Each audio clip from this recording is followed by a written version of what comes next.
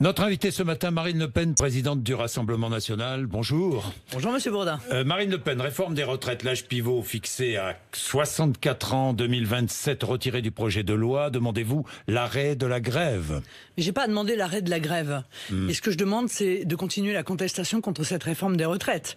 Parce que l'âge pivot est quelque chose qui a été rajouté en plus, en réalité dans l'objectif de le retirer. Mais tout le reste, tout ce qui est scandaleux dans cette réforme des retraites persiste. Bon, on s'étonne d'ailleurs, compte tenu de ce qu'on sait aujourd'hui, de la volonté de ce gouvernement de mettre la France à feu et à sang. Parce que ça fait quand même plus d'1 an que la France est à feu et à sang. Avec une réforme des retraites dont on s'aperçoit, et ça a été dit sur BFM Business d'ailleurs, que elle va coûter 5 à 10 fois plus en réalité que le déficit que l'on cherche à combler. Ce déficit, il est conjoncturel, nous le savons. C'est un moment difficile parce que c'est l'arrivée à la retraite des derniers baby-boomers.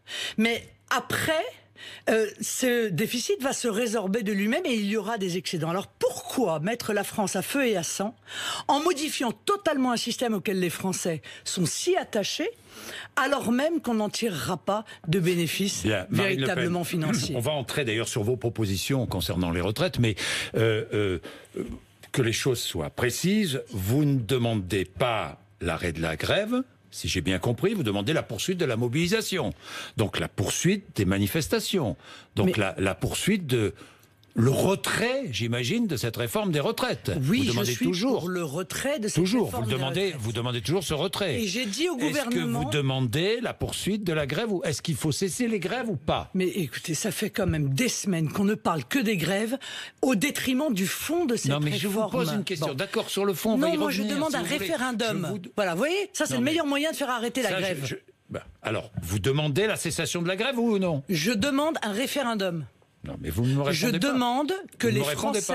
Je demande que les Français puissent s'exprimer sur une réforme. Pourquoi est-ce que vous ne me répondez pas? En quoi c'est gênant de demander l'arrêt de la grève? Parce que ça n'est pas moi qui l'ai mis en œuvre, monsieur, la grève. Mais vous la soutenez. Ce sont les syndicats. Vous soutenez la mobilisation, les manifestations, les grèves. La contestation à la réforme. La contestation, c'est la grève. Les syndicats, vous n'êtes pas macroniste. Vous souhaitez pas l'effondrement. Moi, je mens. Mais monsieur Bourdin, c'est pas mon problème. Moi, je vous pose une question. Vous ne souhaitez pas l'effondrement des corps intermédiaires. Mais non. Les syndicats sont dans leur rôle. Nous, partis politiques, nous sommes dans le nôtre. Le nôtre, c'est d'expliquer aux Français en quoi cette réforme des retraites va avoir pour conséquence la baisse massive de leurs pensions, le vol des réserves, des complémentaires, qui est leur argent, pour lesquels ils ont cotisé pendant des années, 130 milliards qui vont être purement et simplement volés par le gouvernement français. C'est de leur expliquer qu'ils ne sauront pas précisément à combien se montera leur pension de retraite, parce que le point sera variable et qu'il pourra bouger dans le temps. Leur dire que l'âge pivot n'a en réalité pas été retiré, puisqu'il y a un âge glissant qui fait qu'au fur et à mesure de l'augmentation de l'espérance de vie, ils travailleront dans l'esprit du gouvernement de plus en plus longtemps. C'est ça notre rôle, c'est de mener le combat à l'Assemblée nationale, même si nous allons le mener, monsieur Bourdin, dans une opacité totale.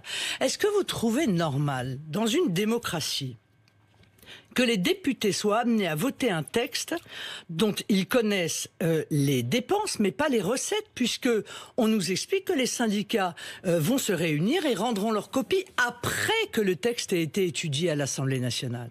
Est-ce que vous trouvez normal, monsieur Bourdin, vous journaliste... Pendant que les députés examinent le texte. Non, après, on a discuté. Non, pendant. Puisque ça va commencer la semaine prochaine. La dernière fois que je suis venu. La conférence va commencer la semaine prochaine et que le débat parlementaire commencera le 3 février. Bon. La dernière fois que je suis venu, nous avons eu une discussion ensemble. Vous m'avez dit, mais est-ce que vous connaissez en réalité ce qu'il y a dans cette réforme? Vous vous souvenez, je vous avais répondu oui. Je sais ce qu'il y a parce que j'ai lu les rapports de monsieur Delevoye.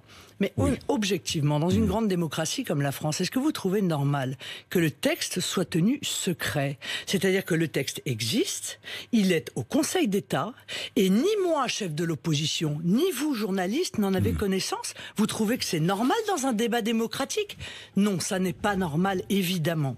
Bien, Marine Le Pen, donc je ne vais pas vous poser incessamment la même question sur la poursuite de la grève, de la contestation. Vous êtes pour la poursuite de la contestation, je résume votre pensée. Vous allez me dire si je me trompe. Vous êtes pour la poursuite de la contestation, pour la poursuite de la mobilisation, et donc pour la poursuite de la grève. Mais Monsieur Bourdin, permettez-moi, je sais bien qu'en France on adore détester la CGT et on a toutes les raisons. Il ne s'agit pas de détester. Et Monsieur Martinez, on a toutes les raisons de le faire. La CGT. On a toutes les raisons de le faire parce que Monsieur Martinez se rend bien souvent imbuvable. Ça, c'est une évidence. Mais pourquoi? Il demande le retrait comme vous. Mais ne limitez pas. Mais en quoi il est plus imbuvable que vous? Parce qu'il est absolument sectaire, qu'il est odieux, qu'il refuse le processus démocratique. Mais réfléchissons une fois. Est-ce que vous croyez, monsieur, sincèrement, que la CGT soit seule en cause dans la contestation qui existe en France? Je ne parle pas Monsieur de la CGT. Bourdin, cela fait 13 mois. C'est une posture politique. Cela fait 13 mois que la France est à feu et à sang. Il y a un an, c'était les Gilets jaunes. Aujourd'hui, ça n'est pas seulement les cheminots de la CGT, sur lesquels on focalise toute l'attention et tous les débats. Il y a 1200 chefs de service médecins qui annoncent aujourd'hui leur démission, soutenus par 5000 personnes personnel de santé. Il y a les pompiers, sont entre 600 et 700, mais les pompiers, les policiers, les militaires, les petits rats de l'opéra, les kinésithérapeutes, les avocats. Tous les barreaux de France sont en grève. Donc, c'est pas seulement le problème de la CGT, c'est le problème que cette réforme des retraites, elle est rejetée par une majorité de Français et que le gouvernement se refuse à mettre en œuvre un référendum parce qu'il sait que les Français sanctionneront cette réforme. Alors, on est confronté au cynisme, à l'amateurisme, à l'opacité totale, au point, comme je vous l'ai dit tout à l'heure, que ça pose véritablement un problème de fonctionnement démocratique dans notre pays. Bien, si vous êtes élu présidente de la République, vous supprimez cette retraite réforme. À point. Si elle est votée, cette réforme, vous la supprimez. Oui. D'ailleurs, vous supprimez finalement toutes les réformes engagées par Emmanuel Macron, quoi, si j'ai bien compris. Parce qu'à chaque fois que vous venez me voir, vous me dites oui, si je suis élu, je supprimerai. Alors, Monsieur Bourdin, je vous dis ça comme ça. Oui, non, moi, mais je vais vous faire un aveu terrible. Oui. Hein. Je suis dans l'opposition. Oui, non, mais merci. C'est-à-dire que ma politique s'oppose à celle d'Emmanuel Macron. Oui, mais d'accord. Mais si vous voulez, vous me reprochez. Est-ce nécessaire de supprimer systématiquement, de revenir systématiquement sur toutes les lois qui sont prises par l'opposition? Mais c'est pas une question de toutes les lois. Ça n'est pas, encore une fois, moi je suis pragmatique. Je vois que cette réforme, elle est idéologique, qu'elle est contraire à l'intérêt des Français. Moi, ma seule boussole, Monsieur Bourdin, c'est l'intérêt de la France et l'intérêt des Français. Je vais vous donner un exemple. Quand Monsieur Macron convoque un certain nombre de pays du Sahel pour leur dire, vous pouvez pas jouer un double jeu et nourrir la contestation anti-française, alors que, en s'adressant particulièrement au président du Mali, vous nous avez fait venir, vous nous avez appelé à l'aide pour vous protéger du fondamentalisme islamiste. Je trouve qu'il a raison de le faire. Mais quand j'entends Emmanuel Macron nous dire, je le cite parce que je suis tombé de ma chaise, tous les pays partenaires qui le souhaitent sont les bienvenus. J'ai cru qu'il les invitait à sa fête d'anniversaire, moi. Alors que nous sommes seuls à lutter pour défendre toute l'Europe, tous les pays d'Europe, de la montée en puissance du fondamentalisme islamiste, alors qu'on nous a vendu l'Union européenne comme étant la panacée, on s'aperçoit que la France, dans la lutte contre le fondamentalisme islamiste, est seule et que alors, aucun pays... vous approuvez l'envoi de 220 soldats français supplémentaires? Mais ce que je souhaiterais... Est-ce que vous approuvez? Oui, j'approuve ce qui est nécessaire pour lutter contre le fondamentalisme islamiste. Donc vous approuvez l'envoi de ces soldats supplémentaires? Oui, mais je n'admets pas que l'invitation faite par Emmanuel Macron soit effectuée sur un ton aussi indigent. C'est-à-dire, vous demandez quoi? Vous demandez une intervention internationale, si j'ai bien compris. Vous demandez que l'Europe fasse plus d'efforts. Mais on est bien d'accord. En hommes, en matériel, un soutien financier. Est-ce que l'Europe serait utile, Marine Le Pen? Mais ce sont les pays européens. Ça n'est pas l'Europe. L'Europe, ça veut rien dire. Ce sont les pays européens qui ont évidemment le devoir de venir nous aider, parce que ce sont nos gamins qui meurent là-bas. C'est pas rien quand même. Et ça fait des mois et des mois et des mois que cela dure dans l'indifférence générale. C'est exactement ce que dit Emmanuel Macron. Mais je suis pas macroniste, que les choses soient très claires. Mais je pense qu'objectivement, dans son invitation, il aurait pu être un tout petit peu plus ferme compte tenu des enjeux. Bien. Les Américains qui, eux, nous abandonnent. Parce qu'ils veulent se désengager du Sahel comme d'autres régions du monde. Mais les Américains, ils sont responsables de la situation actuelle en grande partie. Nous avons notre part de responsabilité. Enfin, en tout cas, les gouvernants français ont leur part de responsabilité parce que ce qui se passe aujourd'hui au Sahel, c'est la conséquence de la guerre en Libye et de la guerre en Syrie. Or, on a été suiviste dans ces dossiers-là. Ce sont des erreurs stratégiques qui ont été majeures de la part de la France. Mais est-ce que la guerre au Sahel est déjà perdue, Marine Le Pen, franchement? Non. Est-elle déjà perdue? Non, la guerre n'est pas perdue. Mais il faut savoir contre quoi on lutte, Monsieur Bourdin. Parce que c'est bien d'aller lutter contre le fondamentalisme islamiste et le terrorisme islamiste au Sahel, mais il faut lutter aussi en France. Parce que sinon, ça sert à rien ce qu'on est en train de faire. Ça, c'est clair. Or, moi, j'entends le président de la République régulièrement et encore dernièrement, nous dire on lutte contre le terrorisme. Non mais c'est comme si Winston Churchill, en 40 à Londres, disait on lutte contre les bombardements. Non, Winston Churchill a dit on lutte contre le nazisme. Eh bien, nous, il faut lutter contre le fondamentalisme islamiste. Le terrorisme n'est qu'une des multiples armes de ce fondamentalisme islamiste. C'est un autre nazisme. Non, mais le fondamentalisme islamiste, il a plusieurs armes. Il y a le terrorisme, c'est une des armes. Mais il y a aussi la subversion de nos administrations, de nos grandes entreprises publiques. Il y a aussi le communautarisme, qui est une des armes du fondamentalisme islamiste. Or, contre cela, rien n'est fait. Madame Belloubet nous a servi, je suis désolé de vous le dire, je crois d'ailleurs que c'était sur votre plateau, une soupe infâme pendant 2 minutes 30, nous disant qu'on allait travailler avec les associations pour lutter contre le communautarisme. On ne prend pas la mesure du danger. Est-ce que vous voyez les livres qui sortent actuellement sur le djihadisme en France ? Est-ce que vous voyez que il y a 1500 personnes qui sont parties de France pour aller s'engager dans la région syrio-irakienne? Que tous ces gens-là, le gouvernement français, au moment où je vous parle, veut les faire revenir. Non, pas tous. Non. Attendez, que les choses soient claires. J'allais vous interroger justement dessus. Que les choses soient claires. Le gouvernement français veut faire revenir des femmes et des enfants qui sont actuellement dans des camps en Syrie, des camps conduits par les Kurdes. Oui. Et les Français qui sont actuellement détenus en Irak seront jugés en Irak. Oui. Mais ça n'est pas du tout ce qu'a dit Madame Belloubet. Si, c'est exactement ce que la position du gouvernement français. Elle est bonne ou elle est mauvaise, je ne vais pas juger. Mais c'est la position du gouvernement français. Alors je voulais vous poser une question précise, Marine Le Pen. Des femmes et des enfants français qui... certaines femmes ont suivi leur mari, accompagné leur mari. Peut-être ont-elles agi en Syrie ou en Irak, mais dans tous les cas en Syrie. Ces femmes et ces enfants sont dans des camps tenus par les Kurdes en Syrie, dans des conditions épouvantables.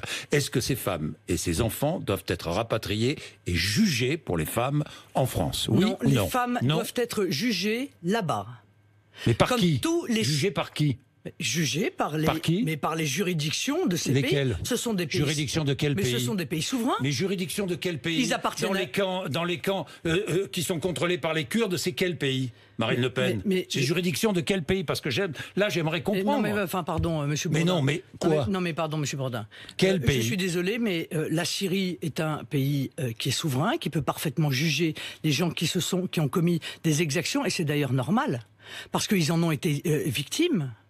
C'est normal qu'ils soient jugés sur place. En Irak, pour ceux qui ont commis des crimes en Irak. Parce que les juridictions existent. Et en Syrie. Ils sont en territoire kurde, contrôlés par les Kurdes, vous le savez bien, ils ont des camps contrôlés par les Kurdes. Là où ils ont commis on les livre aux Syriens. Des crimes. Donc, si j'ai bien compris, pour qu'ils soient jugés, on livre ces femmes et ces enfants aux autorités de Damas. Que d'attention pour ces djihadistes. Que d'attention. C'est pas une attention, c'est une attention pour des enfants, Marine Le Pen, pour des enfants. C'est pas une attention pour des djihadistes. Vous m'avez interrogé sur les femmes. Je vous ai répondu sur les femmes. Et les enfants? Pour les enfants, je pense qu'il faut faire du cas par cas. Parce que certains enfants à 10 ans ont déjà été entraînés à égorger des êtres humains. On les ramène, ces enfants ? Je ne le crois pas. En revanche, d'autres peuvent venir. Mais il faut supprimer l'autorité parentale de leur père et de leur mère djihadistes. Parce que sinon, évidemment, nous allons ramener des bombes à retardement. Vous savez, aujourd'hui, la montée en puissance du djihadisme dans les prisons françaises, j'avais dit en 2017, la France est devenue l'université du djihadisme. C'est vrai. Aujourd'hui, il y a un auteur qui écrit un livre qui a rencontré 80 djihadistes en prison. Et il exprime quel est l'état d'esprit de ces djihadistes. Recommencer. Recommencer. Or, est-ce que notre système judiciaire est conçu et a été modifié pour faire face à ce fléau, à cette menace mortelle, létale pour le peuple français? La réponse est non. On vient d'en libérer un, là, revenant de Daesh. Il a fait 7 ans de prison. Il a été condamné d'ailleurs à 7 ans de prison. Il a été condamné. Il a fait 7 ans de prison. Il va être surveillé à sa sortie de prison pendant 18 mois. Et il a fait 6 mois de plus parce qu'il y a 6 mois, figurez-vous, il a menacé de mort un gardien de prison. Vous voyez comme ce garçon, manifestement, est déradicalisé, comme ils aiment le dire. Eh bien, dans 18 mois, il n'aura plus aucun contrôle, ce monsieur-là. Et dès comme ça, il y en a des milliers dans nos prisons. Vous prenez conscience du danger? Alors moi, je prends conscience de ce danger. Et je dis que le terrorisme n'est pas un crime comme les autres. Et qu'il faut mettre en place des juridictions spécialisées pour le traiter, des conditions de détention spécialisées pour éviter qu'il recrute en prison, pour éviter qu'il fasse des nouveaux adeptes en prison. Et donc, pour tout cela, rien n'est fait. Il faut déchoir de leur nationalité ceux qui sont partis combattre en Irak, en Syrie. Il faut plus qu'ils soient français. On n'aura plus d'ailleurs à les traiter de ce fait. Voilà, ils ne seront plus français. Toutes ces mesures-là doivent être prises d'urgence. Même ceux qui n'ont pas double nationalité. Parce que ça on les déchoit de la nationalité française. Ça nous rattrape, Monsieur Bourdin. Oui, c'est l'article 25 du Code de la nationalité. Ça nous rattrape, c'est en train de nous rattraper. Voilà. Et plutôt que de s'attaquer à ce dossier fondamental, eh bien, le gouvernement s'amuse à mettre sur le plan social la France à feu et à sang. Il y a un an, en augmentant l'essence, en supprimant l'ISF, en baissant de 5 € les APL, et aujourd'hui avec cette réforme des retraites dont on voit bien qu'elle risque de nous coûter, en plus d'être profondément injuste pour les Français, plus cher encore que le système actuel. Marine Le Pen, fallait-il tuer le général Soleimani, selon vous, qui a été l'un des grands artisans de la victoire contre Daesh? Je voudrais quand même le rappeler, parce que tout le monde l'a oublié. Oui. Mais moi, je voudrais rappeler que l'Iran a renforcé ses positions à cause des erreurs stratégiques et militaires des États-Unis.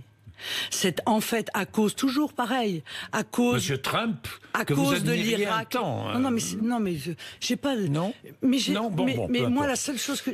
Moi, j'admire la France, Monsieur Bourdin, et les Français. Et je suis là pour les défendre. Quand Monsieur Trump prend une position qui est positive, je le dis. Quand il prend une position qui est négative pour les intérêts des Français, je le dis aussi. Je le combats beaucoup sur l'extraterritorialité du droit américain qui nuit à nos très grandes entreprises françaises et européennes. Mais lorsque il prend une bonne décision, je peux le suivre. Ce que je dis là, moi je ne vais pas juger de la proportionnalité ou pas de l'assassinat de M. Soleimani. Ce qui est sûr, c'est que l'Iran a laissé attaquer l'ambassade américaine. Et je l'ai dit et je le redis.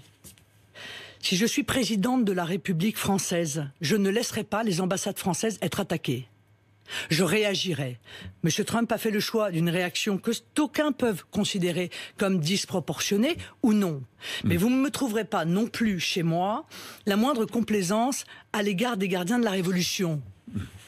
Carlos Ghosn, devant les prud'hommes, réclame le paiement de son indemnité de départ à la retraite. Il manque pas d'air, hein? Vous trouvez logique il manque pas d'air. Non, je vous pose la question. Oui, non, mais je vous pose la question. Des gens qui ont fonctionné en toute impunité. Il faut bien dire que les gouvernements français successifs leur ont fait aussi des ponts d'or. La question, toujours la même. Qu'est-ce qu'il a fait pour la France et les Français, Monsieur Ghosn? À part dépecer Renault, à part délocaliser des emplois, et en plus le faire dans des conditions manifestement juridiquement contestables. Mais allons au-delà de M. Ghosn, parce que moi ce qui m'intéresse, c'est la responsabilité des dirigeants français. Renault, Fincantieri, Alstom, toutes ces sociétés-là qui ont été dépecées, démembrées, au détriment de la puissance et de la souveraineté de la France, c'est quoi le point commun de toutes ces entreprises? Emmanuel Macron. Voilà. Alors, allons chercher les responsabilités chez M. Ghosn, très bien, mais allons aussi chercher les responsabilités là où elles sont, c'est-à-dire au niveau politique. Comment expliquez-vous que la France soit le pays d'Europe le plus attractif pour les investisseurs étrangers? Parce que c'est un beau pays. Parce que c'est un beau et grand peuple. Pourquoi? Comment se fait-il? Moi, voilà. je vous pose la question, Marine Le Pen. Parce que c'est un beau pays, c'est uniquement ça. Vous pensez que les investisseurs étrangers s'installent en France parce que c'est un beau pays? Mais c'est un beau pays, mais c'est un pays avec des infrastructures. Mais c'est un pays avec des infrastructures incroyables. Parce que ça fonctionne bien en France? Parce que je sais pas, parce que pourquoi? Mais non, la vraie question c'est pourquoi, avec un pays attractif comme il est, et c'est pas grâce à Emmanuel Macron, il arrive à avoir un taux de chômage comme il est actuellement, c'est-à-dire massif. Pourquoi est-ce qu'il arrive encore une fois à avoir des millions de gens qui se disent 2020 va probablement être pire que 2019? Le chômage qui baisse, pourquoi est-ce que le pessimisme des Français n'a jamais été aussi important? Pourquoi est-ce qu'ils ne voient pas le bout du chemin, les Français?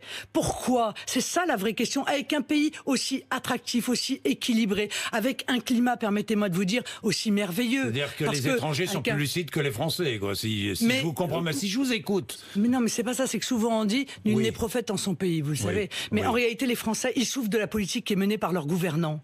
C'est pas de leur pays dont ils souffrent. C'est pas de leur histoire, évidemment. Mais c'est des gouvernants qui se sont succédés à la tête de la France et qui ne cessent d'affaiblir notre pays, qui ne cessent de mettre des difficultés devant la route des Français et de les faire vivre dans un sentiment d'insécurité physique, sociale, même politique, qui est devenu aujourd'hui insoutenable. Merci Marine Le Pen d'être venue nous voir. Il est 8h54, RMC et BFM TV.